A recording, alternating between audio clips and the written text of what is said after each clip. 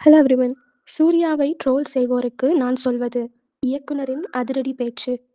கடந்த ஆண்டு மகாராஜா மற்றும் விடுதலை 2 ஆகிய 2 ஹிட் படங்களை கொடுத்த விஜய் சேதுபதி, அடுத்ததாக தலைவன் தலைவி படத்தில் நடித்து முடித்துள்ளார். தற்போது விஜய் சேதுபதியின் மகன் சூர்யா அனல் அரசு இயக்கத்தில் ஃபீனிக்ஸ் என்ற படத்தில் ஹீரோவாக நடித்து முடித்திருக்கிறார். இப்படம் ஜூலை 4ஆம் தேதி வெளியானது.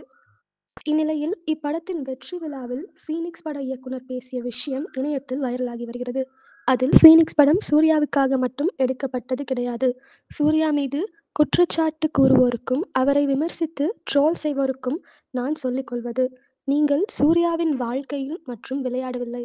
இந்த படத்தின் மூலம் புதிதாக சினிமாவில் எட்டி பார்த்துள்ள அனைவரது வாழ்க்கையிலும் விளையாடுகிறீர்கள் என்று தெரிவித்திருக்கிறாரு.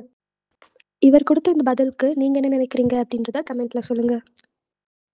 இதே மாதிரி இன்ட்ரெஸ்டிங்கான நியூஸ்க்கு இந்த சேனலை மறக்காமல் சப்ஸ்கிரைப் பண்ணிக்கோங்க.